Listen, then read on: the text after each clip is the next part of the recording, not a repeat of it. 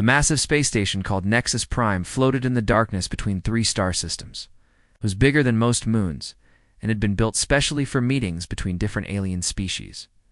Today, it was busier than ever before. Ships from hundreds of different worlds were docked at its many ports.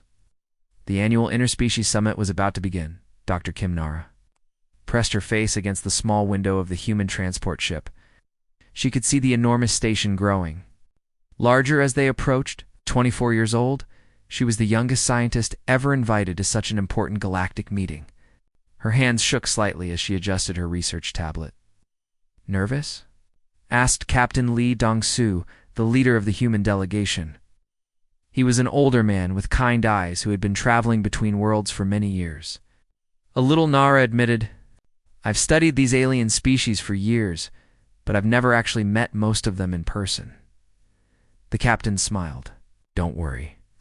Most of them are just as curious about us as we are about them, though some might not show it in friendly ways." As their ship entered the docking bay, Nara could see other vessels from across the galaxy. There were sleek silver ships from the Altarian Empire, massive industrial transports from the Krillian worlds, and strange organic-looking craft that seemed to be grown rather than built. Each ship was different, just like the species that flew them. The human delegation was small compared to others. Earth had only been part of the galactic community. For 5 years, ever since they had developed faster-than-light travel, many of the older species still looked down on humans as newcomers who didn't understand how things worked in space. After docking, the humans made their way through the station's corridors. Nexus Prime was built to accommodate many different types of beings. The hallways were wide and tall, with different sections having different atmospheres and gravity levels. Nara watched in amazement as creatures she had only seen in textbooks walked past them. A group of Altarians glided by, their blue skin shimmering and their large eyes taking in everything around them. They moved with an elegant grace that made them seem like they were dancing rather than walking. Behind them came several Krillian warriors, their thick armor making heavy sounds on the metal floor. They were known throughout the galaxy as some of the best fighters and often worked as security guards. "Stay close to the group," Captain Lee warned. "Some species don't react well to unfamiliar beings." As they walked, Nara noticed how other delegates moved away from certain areas of the station. Security guards wearing heavy armor stood at various checkpoints, and some sections were completely sealed off. The atmosphere felt tense, like everyone was waiting for something to happen. They reached the central hub, where species representatives were checking in for the summit. The area was huge, with a dome-shaped ceiling that showed the stars outside. Hundreds of beings moved around, speaking in languages that sounded like music, growling, or electronic beeping. Translation devices helped most species understand each other, but the noise was still overwhelming.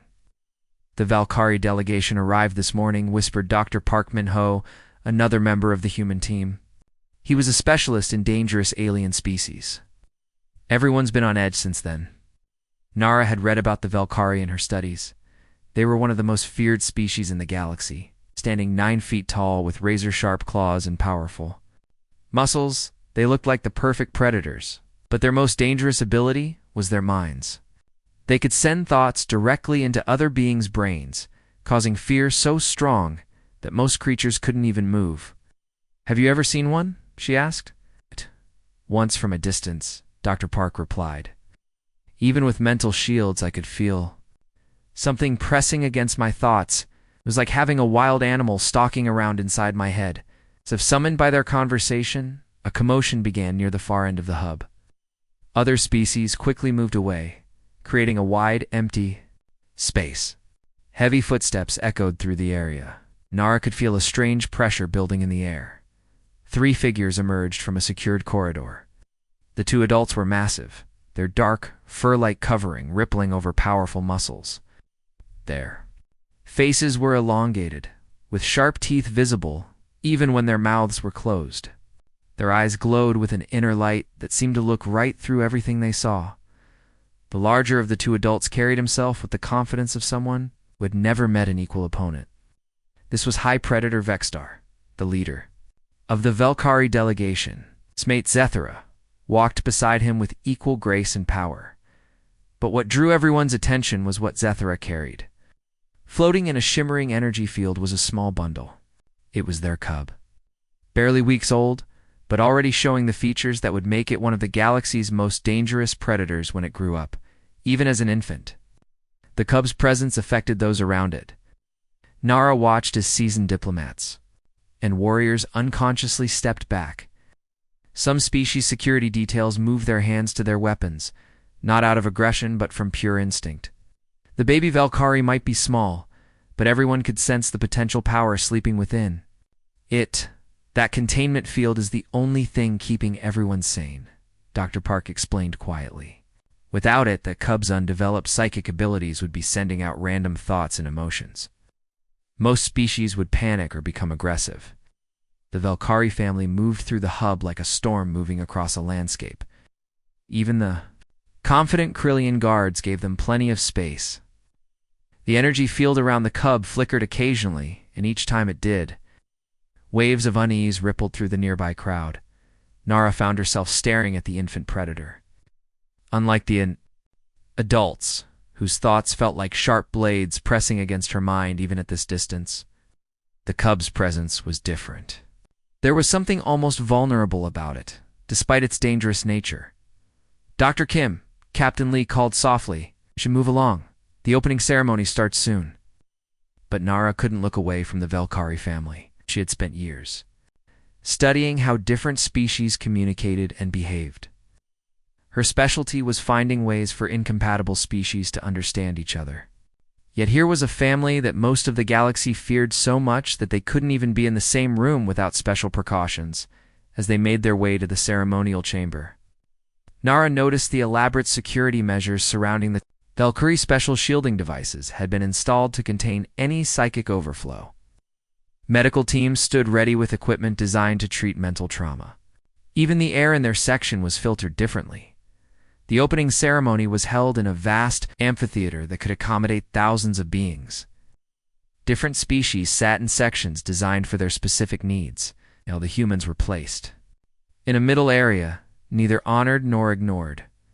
They were simply there, like many other smaller species, trying to find their place in the galactic community as the ceremony began.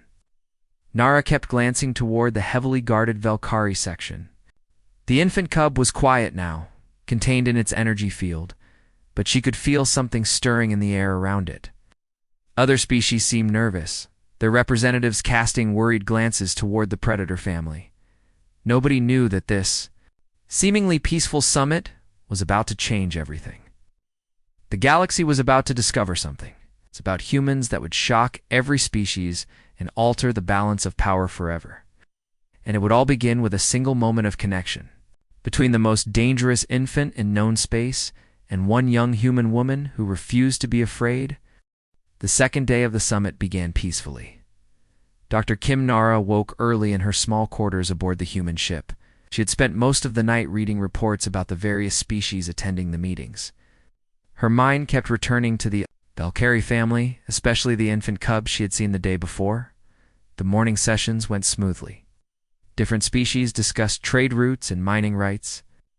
The humans mostly listened and learned, since Earth was still new to galactic politics. Nara took detailed notes on how different species interacted with each other. She noticed that most beings kept their distance from the Valkyrie delegation, even during formal discussions.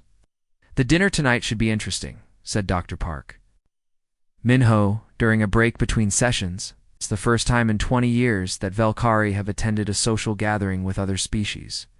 The diplomatic dinner was held in the station's grand dining hall. The room was enormous, with sections designed for different species' needs. Some areas had different gravity levels, others had special atmospheric controls. The human delegation sat at a table in the middle section, giving them a good view of the entire room. Nara watched as hundreds of beings entered the hall. The Altarians moved like flowing water, their blue skin catching the light. The Krillian representatives walked in formation, their armor making rhythmic sounds. Smaller species clustered together in groups, while the larger ones took tables that gave them plenty of space. The Valkyrie family entered last. High Predator Vexstar moved with the confidence of someone who had never known fear. His mate Zathera, carried their cub in the same shimmering energy field as before. Even in the large dining hall, their presence created an invisible barrier around them. Other species unconsciously moved their chairs away from the Valkyrie section. "Look at that security detail," whispered Captain Lee Dong-Soo. "If twice as many guards as usual." Heavy armored Krillian warriors stood at regular intervals around the Valkyrie table. Each guard wore special mental shielding equipment and carried weapons designed to work against psychic attacks. Medical teams waited in nearby alcoves, ready to treat anyone who might be affected by accidental psychic exposure. The dinner began. With traditional ceremonies from various worlds, different species shared their customs and foods. The atmosphere was mostly friendly, though everyone remained aware of the dangerous family sitting in the heavily guarded section. Nara found herself watching the Valkyrie cub more than the other guests. The infant was quiet inside its containment field, occasionally moving small limbs or turning its head to look at something. Despite knowing how dangerous it could become, she couldn't help thinking it looked almost helpless. "Dr. Kim," said Dr. Park, noticing her attention, "shouldn't stare too long. Even contained prolonged exposure to Valkyrie psychic emanations can cause headaches." But Nara felt fine. In fact, she felt more curious than afraid. There was something about the cub that drew her attention, though she couldn't explain what it was. The attack came without warning. A series of explosions rocked the dining hall. The lights flickered and went out for several seconds before emergency power kicked in. Screams filled the air as beings dove for cover. Security alarms began blaring throughout the station. The Saxian rebels shouted one of the Krillian guards into his communication device. It breached the outer hull. The Thaxians were a species known for their hatred of the current galactic government. They had been fighting a guerrilla war for years, striking at diplomatic targets and trying to disrupt peace talks. Tonight, they had somehow managed to get past the station's defenses. More explosions followed. The dining hall shook violently, and part of the ceiling began to crack. Debris fell onto the tables below. Species representatives ran in all directions, trying to reach the emergency exits. The worst explosion came from the direction of the Valkyrie section. A massive blast tore through the wall behind their table, sending chunks of metal and plastic flying through the air. The force of the explosion knocked over tables and sent beings tumbling across the floor. High, Predator Vexstar was thrown against a support beam. His massive body hit the metal with a sickening sound, and he collapsed to the floor. Dark blood began pooling beneath him. His psychic abilities, usually under perfect control, began fluctuating wildly as his consciousness faded. Zathara was caught under a fallen section of ceiling. The female Valkyrie struggled to move but couldn't free herself. Her breathing was shallow and labored. Worst of all, the energy field containing their cub had been damaged in the blast. The containment field flickered and sparked. Warning lights flashed around the device as its power systems failed. With a final electronic whine, the field collapsed completely. The Valkyrie cub was now completely unprotected. What happened next was unlike anything the galaxy had ever seen. The infant, suddenly exposed to the chaos around it, began to cry. A Valkyrie cub's distress call was not like other species' children. Its undeveloped psychic abilities sent out waves of pure terror and confusion. The mental screams hit everyone in the dining hall like a physical blow. Beings who had been trying to help injured delegates suddenly collapsed, clutching their heads. The sound wasn't just heard with the ears, but felt directly in the mind. Bypassing all natural defenses, several Krillian guards, despite their mental shielding, fell to their knees. Their armor's psychic protection systems overloaded and shut down.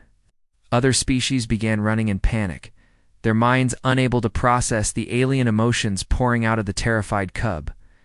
"Emergency containment protocol," screamed the station commander over the communication system.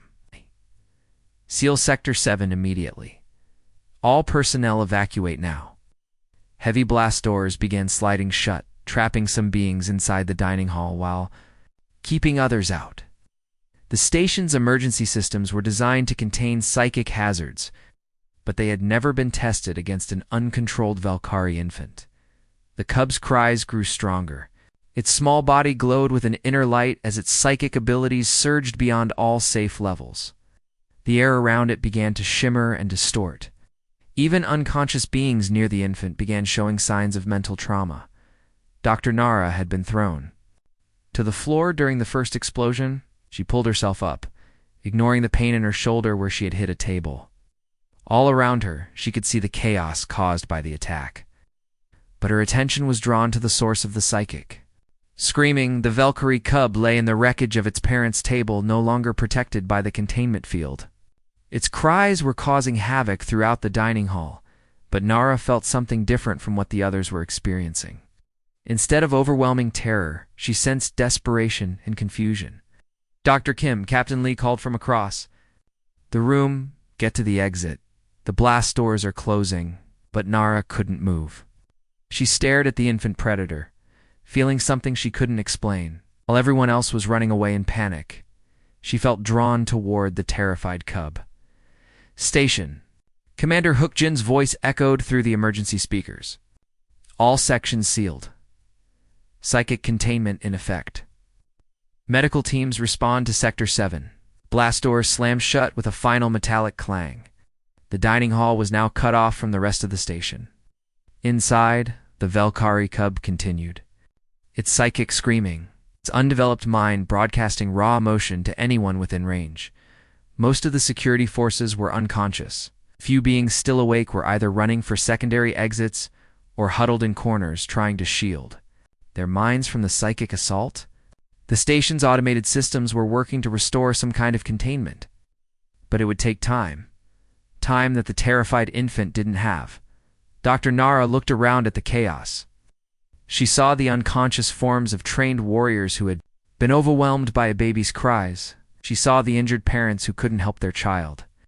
She saw a situation that no one in the galaxy was prepared to handle, and she realized that someone had to do something before the cub's uncontrolled abilities caused permanent damage to every mind in the sealed section.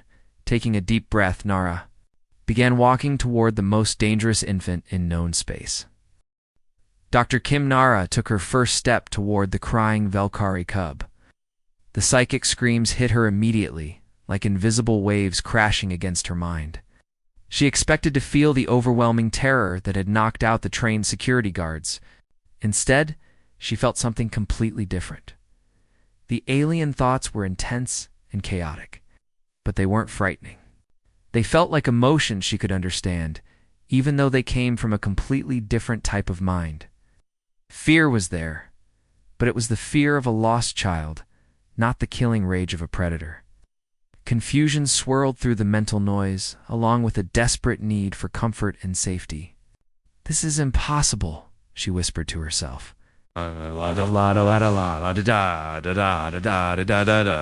Taking another step forward. Around her, the dining hall looked like a battlefield. Overturned tables and debris covered the floor. The few beings who were still conscious had pressed themselves against the walls, as far from the cub as possible. Several Krillian guards lay motionless near the Valkyrie section, their heavy armor useless against the psychic assault. Station Commander Hukjin's voice crackled through the damaged communication system. "Dr. Kim, can you hear me? The blast doors are sealed. We're trying to restore containment, but it will take at least 20 minutes. Nara pressed the emergency response button on her uniform. "I can hear you, Commander. The cub is in severe distress. Its parents are both unconscious and possibly injured. Stay away from that infant," Hukjin ordered. "Uncontrolled Valkyrie psychic abilities can cause permanent brain damage. Find cover and wait for our containment team." But Nara couldn't wait. The cub's cries were getting stronger, and she could see the strain it was putting on the other survivors in the sealed section. Dr. Park Min-ho was pressed against the far wall, blood trickling from his nose. Several Altarian diplomats had collapsed, her usually graceful movements reduced to helpless trembling.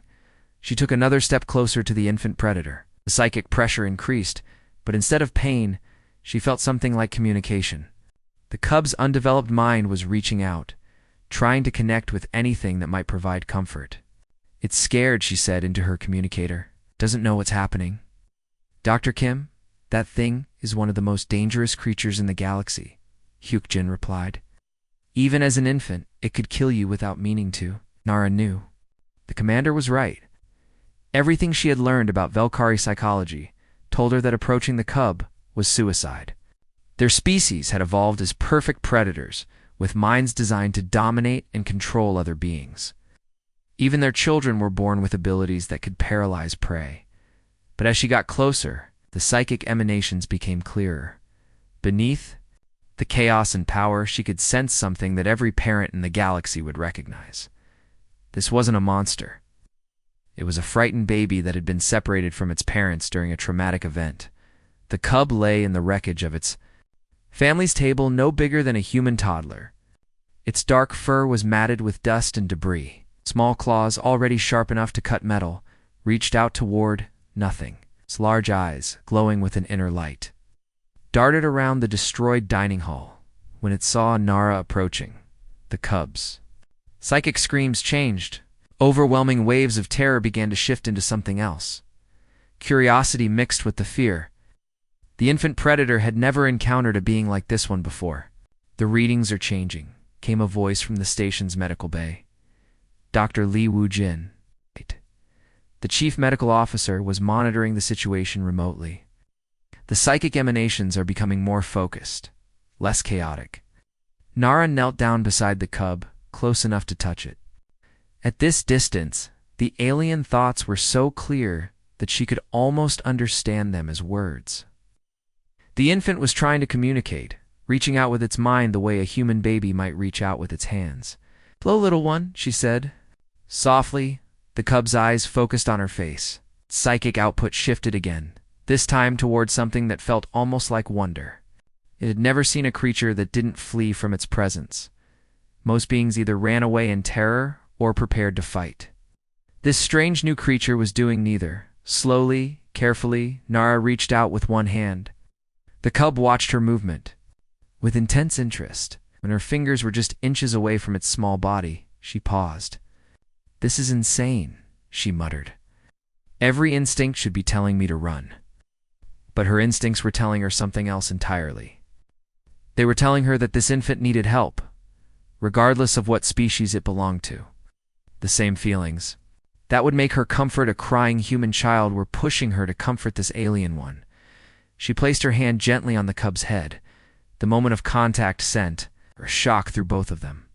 The cub's psychic abilities, which had been broadcasting chaos and fear, suddenly focused into a single point of connection. For the first time in its short life, it felt a mind touch its own without fear or aggression. Nara gasped as alien thoughts flowed through her consciousness. But instead of the overwhelming terror that should have destroyed her sanity, she experienced something wonderful. The cub's mind was young and simple, filled with basic needs and emotions that were surprisingly familiar. It was hungry, confused. It missed the warmth and safety of its parents. It wanted the strange noises and bright lights to stop. These were feelings that any parent could understand, even if they came from the most dangerous infant in known space. "Commander," she said into her communicator, her voice filled with amazement. "I'm making physical contact with the cub. It's not hostile, it's just scared." "That's impossible," Hyuk-jin replied. "No unprotected being has ever survived direct psychic contact with a Valkyrie." "I'm not just surviving," Nara said, gently stroking the cub's head. "I'm communicating with it." The change in the dining hall was immediate. The overwhelming psychic pressure that had been crushing everyone began to fade. The cub's random mental broadcasts became focused on its connection with Nara, reducing the strain on other beings in the area. Dr. Park Min-ho slowly raised his head from where he had been pressed against the wall. The blood from his nose had stopped flowing, and the crushing pressure in his skull was easing. "What's happening?" he asked weakly. "The infant is calming down," came Dr. Lee's voice from the medical bay. "Its psychic output is stabilizing." "Is this possible?" Nara didn't have an answer. She only knew that the frightened cub was responding to her touch and her voice. Its large eyes had stopped darting around the room and were focused entirely on her face. The small claws that could cut through metal were gently grasping at her fingers. "I need to pick it up," she said suddenly. "Absolutely not," Huck-Jin ordered. "Dr. Kim, you're already taking an impossible risk. Don't make it worse." But Nara could feel what the cub needed. It wanted to be held, to be comforted the way any frightened child would want to be comforted. Its psychic communications were becoming clearer, and the message was simple. It was alone and scared and needed someone to make it feel safe. She slipped her arms under the small body and slowly lifted the Velkhari cub. It was heavier than she expected, its bones already dense and strong. But it settled against her chest as naturally as any human infant would. The moment she held it properly, the cub's psychic screams stopped completely. The silence in the dining hall was shocking after the chaos of the past hour. Beings who had been paralyzed by fear slowly began to move. The oppressive mental pressure that had filled the air was gone, replaced by something that felt almost peaceful. "Status report," Huck-Jin called through the communicator. "The infant is calm," Nara replied, looking down at the small predator in her arms. "It's not broadcasting anymore. The psychic emergency is over." Monitoring equipment registered the impossible event. Every sensor designed to detect Velkhari psychic activity showed the same thing. The most dangerous infant in known space was completely relaxed in the arms of a human woman, in the medical bay. High Predator Vexstar was regaining consciousness. The massive Velkhari's eyes opened slowly, and the first thing he sensed was his offspring's emotional state. For the first time in his species' recorded history, he felt his child experiencing comfort and safety in the presence of another being. The galaxy was about to learn that humans possessed an ability that no one had ever suspected, and it would change everything. The news spread across the galaxy faster than light itself. Within 6 hours of the incident at Nexus Prime, every major world had received the impossible footage. A human woman holding a Velkhari cub, both completely calm and peaceful. The image was being broadcast on news networks from the core worlds to the outer rim. Dr. Kim Nara sat in the station's medical bay, still cradling the infant predator. The cub had fallen asleep in her arms, its small body warm against her chest. Medical scanners showed that both of them were perfectly healthy, despite what should have been a deadly encounter. "This changes everything we thought we knew about your species," said Dr. Li Wu-Jin, studying the readouts from his equipment. "The cub's brain patterns show complete trust and comfort. It's impossible." High Predator Vexstar had awakened an hour earlier. The massive Velkhari male stood near the medical bed where his mate was recovering. His wounds were healing quickly, but his attention was focused entirely on the human holding his offspring. "In all our history," he said, his deep voice rumbling through the translator device, "no other being has touched a Velkhari child without protection. Yet she holds our cub as if it were her own." Zathara, the cub's mother, had regained consciousness just minutes before. She watched the impossible scene with amazement. Through their family bond, she could feel her child's contentment. The infant. It was not just safe, it was happy. "How is this possible?" she asked, speaking directly to Nara. "Our young are born with abilities that can kill, yet you show no fear, no pain." Nara looked down at the sleeping cub. Its small face was peaceful, almost human-like in its innocence. "I don't understand it either," she admitted. "When I first felt its thoughts, they weren't frightening. They felt like emotions I could recognize." Station Commander Huck-Jin entered the medical bay with a grim expression. "Dr. Kim, I've been receiving communications from across the galaxy. Every major government wants to know what happened here. Some are demanding immediate access to you for testing." "Testing?" Ada asked. "They want to understand how humans can resist Velkhari psychic abilities," Huck-Jin explained. "The Krillian Empire is particularly interested. They've built their entire military strategy around being immune to most psychic attacks. But they were helpless against one infant, Dr. Park." Su Min, Earth's lead xenopsychologist, arrived on the fastest ship available. He had been studying alien mind patterns for 20 years, but nothing had prepared him for this. "The implications are staggering," he said, setting up his testing equipment. "If humans have natural immunity to Velkhari psychic abilities, it could shift the entire balance of power in the galaxy." The tests began immediately. Dr. Park used every scanner and analyzer available on the station. The results were consistent and shocking. Nara's brain showed unique adaptation patterns when exposed to the cub's psychic emanations. Her neural pathways seemed to automatically adjust to alien thought frequencies. It's not just immunity, Doctor, Park explained to the gathered scientists. Her brain is actually translating the alien thoughts into patterns she can understand. It's like having a universal translator built into her mind. But the most surprising discovery came when they tested other humans. Captain Lee Dong-soo volunteered first, followed by other members of the human delegation. Each test showed the same results. All humans demonstrated some level of psychic compatibility with the Valkyrie cub. This trait appears to be species-wide, Dr. Park announced during an emergency conference call with Earth's government. Every human tested shows adaptation abilities. Some are stronger than others, but the basic capacity is universal. The news sent shockwaves through galactic civilization.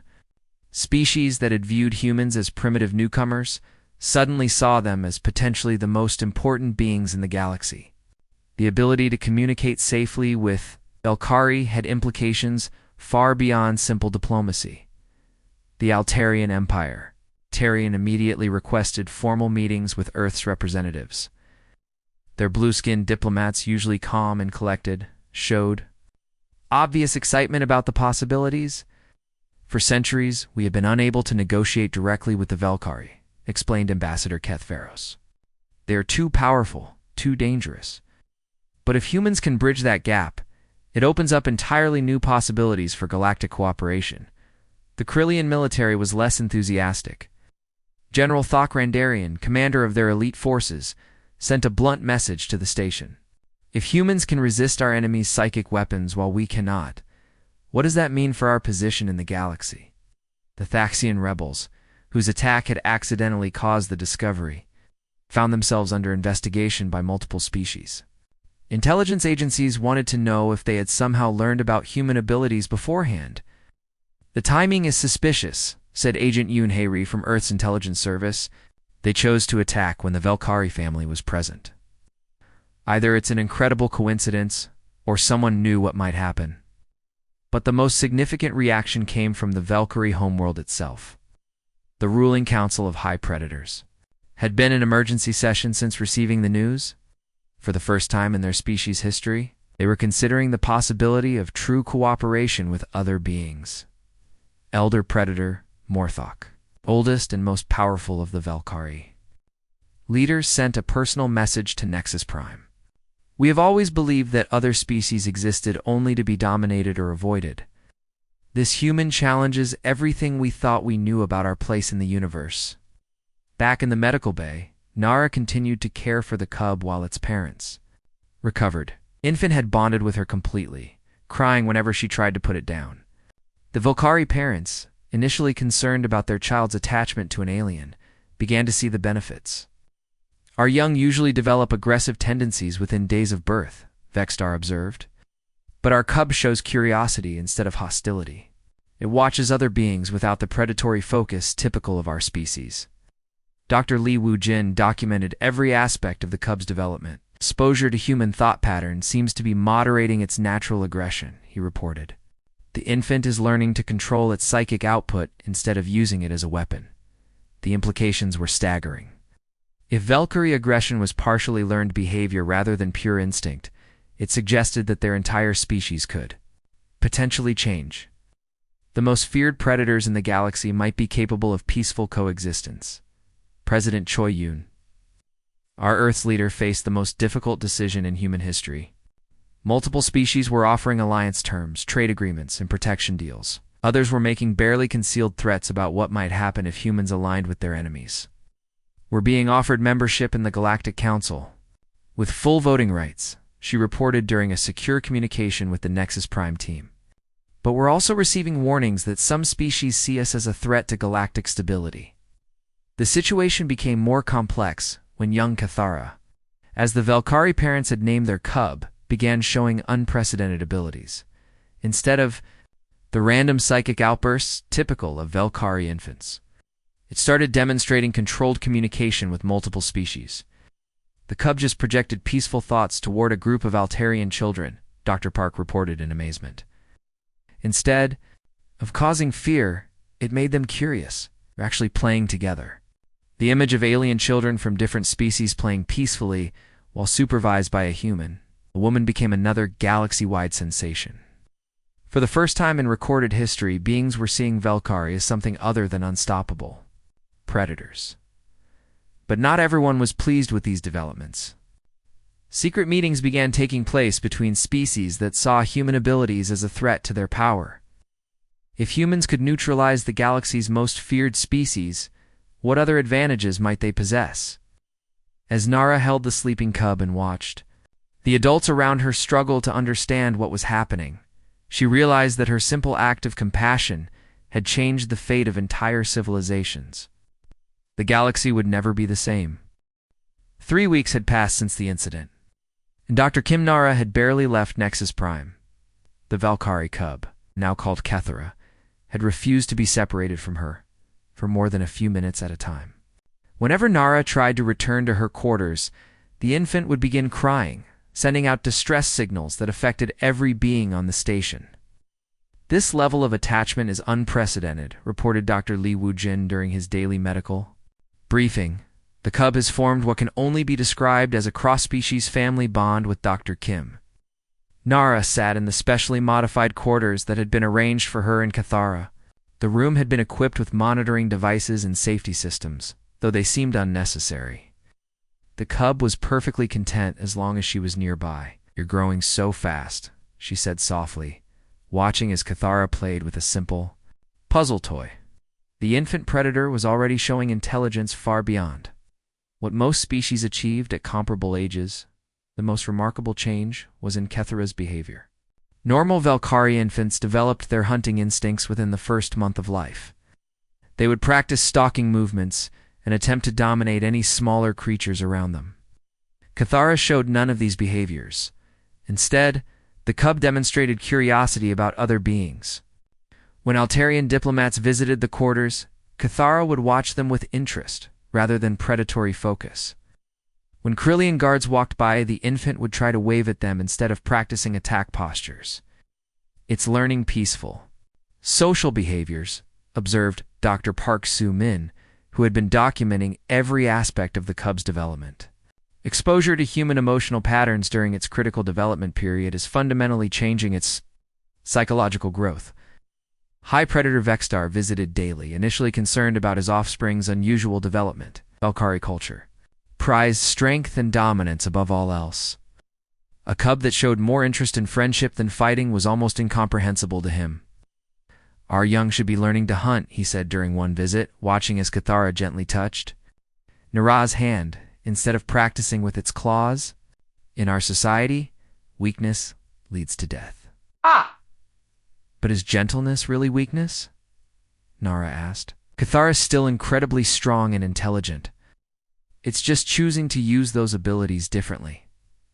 The question troubled Vexstar deeply. His family bond with the cub, he could feel emotions that no Velkari had ever experienced. Instead of the constant alertness and aggression that defined his species, his child felt contentment and curiosity. Zathara, Kethara's mother, was adapting to the changes more easily. "Our cub is happy," she said simply.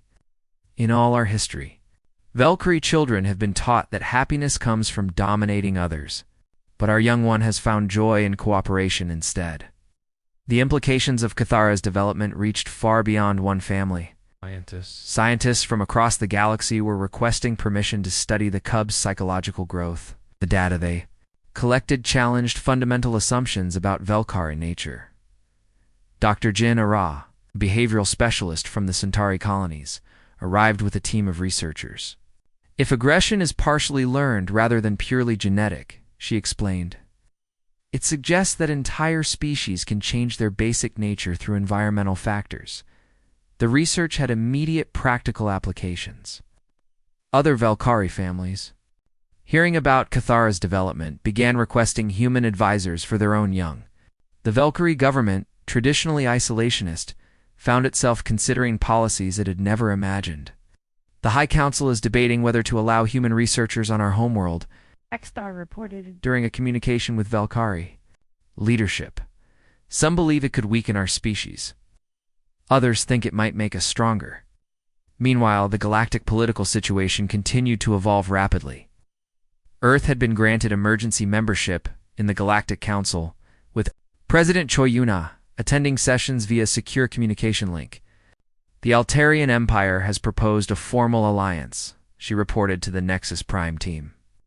There.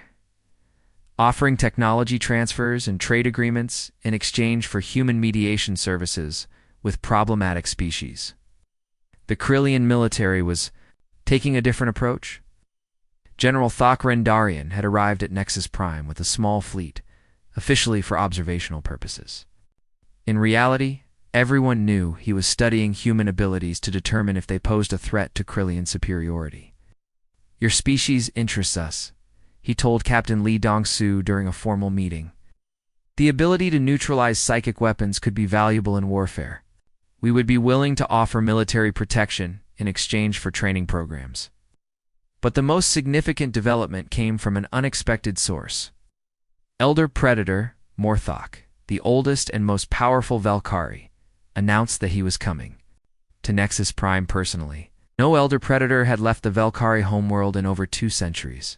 This is unprecedented, Vexstar explained to Nara. Elder Morthok is not just our leader, he is our greatest warrior and philosopher. His decision to travel here shows how seriously our people are taking these events. Nara felt nervous about meeting such an important figure, but Cathara seemed excited. The cub had been developing its telepathic abilities under careful supervision, and it could sense the approach of its species' greatest leader. Will he be angry about how different Cathara has become? Nara asked. I don't know, Vexstar admitted. Elder Morthok has ruled through strength and fear for 300 years. But he is also wise enough to recognize when fundamental change is necessary. As they waited for the Elder's arrival, Cathara continued to develop in ways that amazed everyone who observed it. The cub had learned to moderate its psychic output so carefully that other species could interact with it safely. It could communicate basic concepts to multiple species through a combination of telepathy and body language. Watch this, Nara said to Dr. Park during one of his visits. She placed several objects in front of Cathara, including toys from different worlds. The cub carefully examined each one, then used its developing telepathic abilities to share its thoughts about them. When it touched an Altarian music crystal, it projected feelings of harmony and beauty. When it picked up a Krillian puzzle box, it shared concepts of challenge and achievement.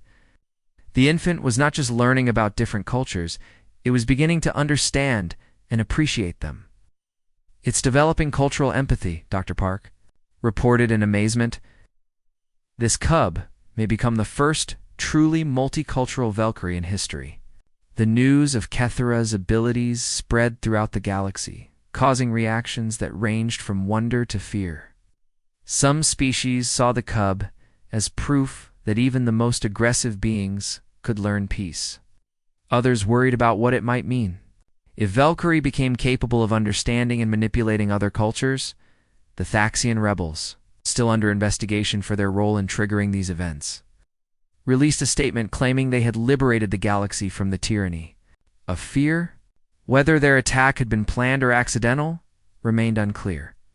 As Elder Morthok's ship approached Nexus Prime, Nara realized that she was about to meet not just the leader of the galaxy's most feared species, but potentially the being who would decide whether this new era of cooperation would continue or end. Cathara, sensing her nervousness, gently touched her hand and projected feelings of comfort and reassurance. The infant predator, who should have been learning to hunt and kill, was instead learning to provide emotional support.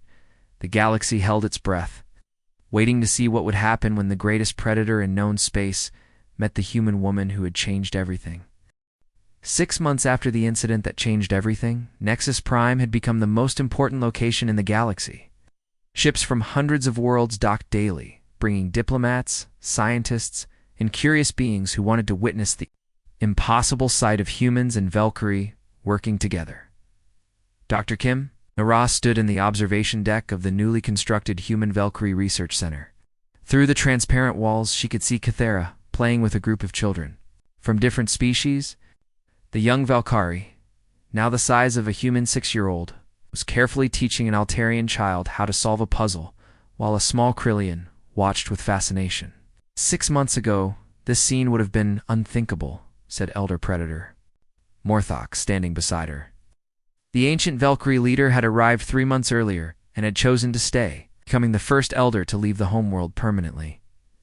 Elder Morthok was even more impressive in person than Nara had imagined. Standing 12 feet tall, with scars from countless battles, he radiated power that made most beings unconsciously step away. But around Cathara and the other children, his presence became gentle, almost protective. Cathara is teaching us that strength can come from understanding rather than domination, he continued, watching as his species' youngest member helped solve a conflict between 2 arguing children with patience. Instead of force, the research center had become a symbol of the new galactic order.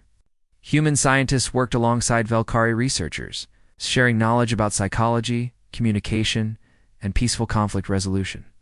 The building itself was designed to accommodate multiple species, with sections adapted for different atmospheric and gravitational needs. Dr. Kim called Dr. Park Soo-min from across the observation deck. The afternoon session is about to begin. Nara had become the director of the center, though she still spent most of her time with Cathara. Their bond had remained strong as the young Valkyrie grew, and Cathara continued to seek her guidance on everything from complex emotions to interspecies etiquette.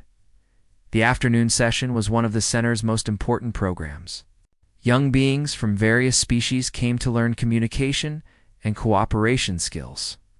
Cathara served as both student and teacher, showing others how to understand different types of thinking. Today we're going to practice emotional sharing, Nara announced to the mixed group of children. Remember, different species feel emotions in different ways, but the basic feelings are often similar. A young Altarian named Valina raised her hand. Cathara, can you show us how you feel when you're happy? Cathara nodded and closed its large eyes in concentration. A warm, golden feeling spread through the minds of everyone in the room. Instead of the overwhelming psychic assault that adult Valkyrie could produce, this was gentle and welcoming. Oh. Each species felt the emotion translated into patterns their minds could understand. Happiness feels like sunlight, whispered a small Krillian child named Rock. Like music, added Valina, her blue skin shimmering with pleasure. Like coming home, said Junho, a human boy whose parents worked at the center. Nara smiled, remembering her first terrifying encounter with uncontrolled Valkyrie emotions. Now Cathara could share feelings with precision and care, creating understanding instead of fear.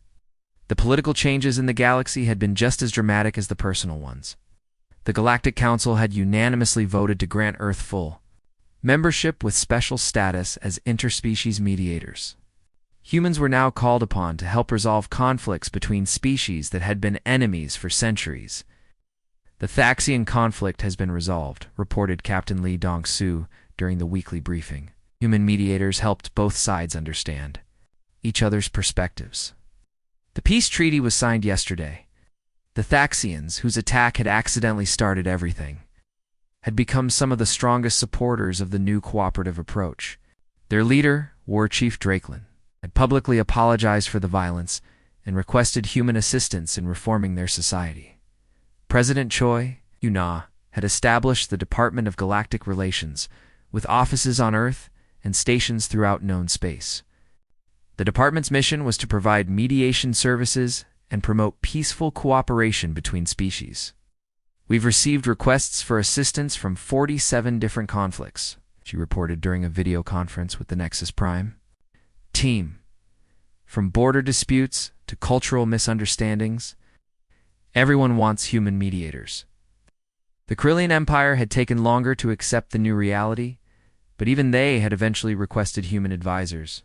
General Thok Randarian, initially suspicious of human abilities, had become one of their strongest advocates after witnessing peaceful solutions to problems that had seemed unsolvable. Your species teaches us that true strength comes from building, Alliances rather than conquering enemies, he admitted during a formal ceremony. The Krillian military code is being revised to include cooperation as a valid strategy. The Altarian Empire had fully embraced the changes, establishing joint research programs and cultural exchange initiatives. Their graceful blue-skinned diplomats worked closely with human mediators, combining Altarian wisdom with human empathy to resolve complex disputes. But the most significant changes had occurred within Valkyrie society itself. Elder Morthok's decision to remain at Nexus Prime had sent shockwaves through their homeworld. For the first time in their history, young Valkyrie were learning that they had choices beyond domination or isolation. 300 families have requested human advisors for their cubs, reported High Predator Vexstar, who had become the official Valkyrie liaison to the research center. The High Council is debating whether to allow human teachers on our homeworld. Sthera Cathera's mother had become a powerful advocate for the new approach. Our young are learning to be strong without being cruel, she explained to a gathering of Valkyrie leaders. They are developing abilities we never imagined possible. The evidence was compelling. Young Valkyrie, who had been exposed to human guidance, showed increased creativity, problem-solving abilities, and social intelligence. Instead of becoming weaker, they were becoming more adaptable and resilient. As the months passed, Cathara had become something unprecedented, a Valkyrie ambassador. The young predator traveled to different worlds, demonstrating that peaceful cooperation was possible even between natural enemies. Everywhere Cathara went, old prejudices began to crumble. The Zephorian Council wants to meet with Cathara next month, Nara announced during a planning meeting. For centuries, but they're curious about interspecies cooperation. Elder Morthok nodded approvingly. Our young ambassador is teaching the galaxy that evolution is not just physical. Minds and hearts can evolve too. The changes weren't limited to major species. Smaller civilizations that had been overlooked or oppressed by larger powers found new opportunities for growth and cooperation. Trade networks expanded, scientific knowledge was shared freely, cultural exchanges flourished. Dr. Jinna Ra had published her landmark study on environmental influence on species behavior, which became required reading in universities. Across the galaxy, research proved that many traits considered fixed genetic characteristics were actually adaptable behavioral patterns. We're witnessing the beginning of a new evolutionary stage, she explained during a major scientific conference. Not biological evolution, but social and psychological evolution. Species are learning to transcend their original natures. The research center had expanded to include facilities on 17 different worlds. Each location was staffed with human mediators and specialists from various species, creating a network of cooperation that spanned the galaxy. As Nara watched, Cathara helped settle a minor dispute between two young Altarians. She reflected on how much had changed. The frightened infant she had held during that chaotic night had grown into a being that embodied hope for the future. Asked Dr. Park, joining her at the observation window. Nara considered the question. Sometimes I miss the simplicity, she admitted. But I wouldn't change anything. This new galaxy, where former enemies can become friends, is worth all the complexity. Cathara noticed them watching and waved, projecting a warm feeling of affection toward them. The other children waved too, a mixture of species that represented the new reality of galactic civilization. The universe is vast and full of differences, Nara said, placing her hand on the window. But underneath all those differences, we're finding that most beings want the same basic things: safety, understanding, and the chance to grow. Elder Morthok approached them, his massive form moving with surprising grace. The High Council has made their decision, he announced. Human teachers will be welcomed on the Valkyrie homeworld. Our species is ready to learn new ways of being strong. The news marked another milestone in the transformation of galactic society, the most feared. Predators in known space were choosing cooperation over conquest, guided by the species they had once considered primitive and weak. As the day ended and the various species' children returned to their families, Ara realized that her simple act of compassion during a moment of crisis had rippled outward to touch billions of lives. Ada! The galaxy was becoming a place where differences were celebrated rather than feared, where cooperation was valued as much as strength. Kethra ran to her side, no longer the terrified infant from that night, but a confident young being who served as living proof that the future could be better than the past. Together, they watched the stars through the observation window, knowing that somewhere among those distant suns, former enemies were learning to work together. The new galaxy was just beginning.